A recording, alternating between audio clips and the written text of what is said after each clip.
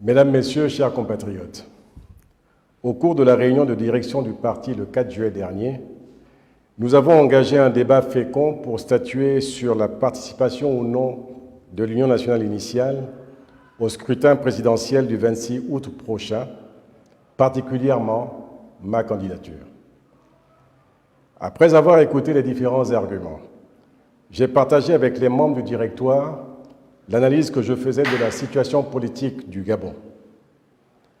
Le Gabon, nous le savons, est malade de son système politique et du régime en place, dont la durée au pouvoir est devenue un boulet qui retarde sérieusement le développement du pays et l'expose à tous les vents.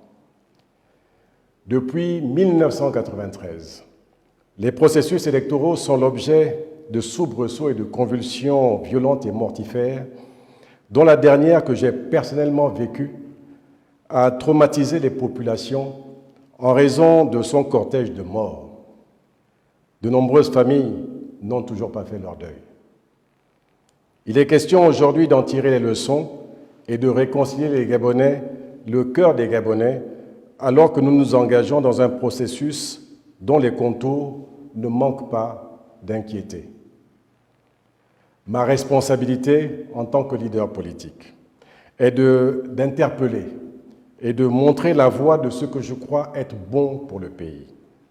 Je voudrais juste rappeler que le 6 mai dernier, j'indiquais dans ma déclaration de Lambaréné, je cite, « Je ne crois pas aux élections à venir si elles ne tiennent pas compte du souhait profond des Gabonais, nous tous, en un changement et en l'absolue nécessité d'une paix et d'une cohésion sociale et nationale. » Je le crois encore moins du fait des postures des différents protagonistes. Il y a d'un côté le chef de l'État sortant, engagé dans une course effrénée à la conservation du pouvoir, alors que la réalité de son bilan convoque à l'échec. Il y a de l'autre côté une opposition qui peine à montrer qu'elle est une réelle alternative au pouvoir en place. Et puis, il y a entre les deux, au milieu, une forte attente des populations, dont le quotidien est un combat pour manger, pour se soigner, pour s'occuper des études de leurs enfants, pour trouver du travail et pour, entre autres, se loger, alors que le pouvoir, à travers ses relais dans la presse, clame que le Gabon est le pays le plus riche d'Afrique. Quelle indécence! À quel moment va-t-on réellement s'occuper des Gabonais pour plus de justice dans la répartition de la richesse nationale? À quel moment va-t-on arrêter la dégringolade pour éviter à notre pays ce que d'autres ont connu alors qu'on les en croyait épargnés? Mes chers compatriotes, le chemin que nous empruntons ne me semble pas être le bon à travers cette élection présidentielle, alors qu'il faut penser à sauvegarder l'avenir du pays et à préserver une cohésion nationale qui est menacée chaque jour. Annoncer des élections générales 2 mois avant le scrutin et les organiser au pas de course dans un flou artistique, n'est-ce pas favoriser l'impréparation et le désordre? À qui cela profiterait-il?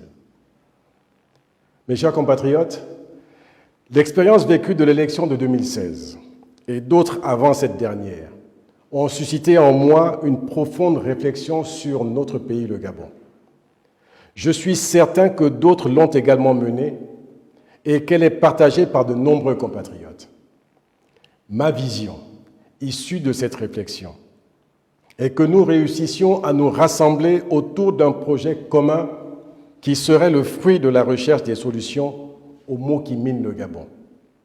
C'est ainsi que j'ai proposé l'Alliance politique pour le Gabon, APG, pour construire un projet politique alternatif afin de faire évoluer la démocratie gabonaise dans l'intérêt de la paix et de la concorde nationale, de redynamiser une économie nationale à la peine et de raffermir le tissu social menacé par des crises multiformes et la mauvaise gouvernance.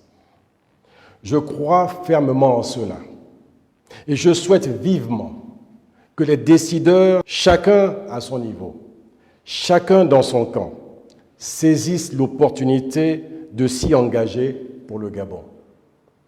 Ne regrettons pas demain de ne pas l'avoir fait aujourd'hui, car il s'agit de notre pays, notre héritage commun.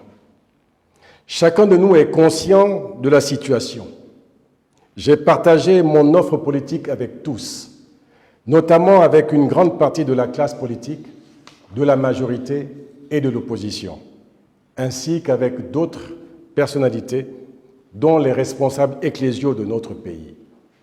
Chacun en est conscient et sait de quoi je parle. Chacun a connaissance du problème que je pose.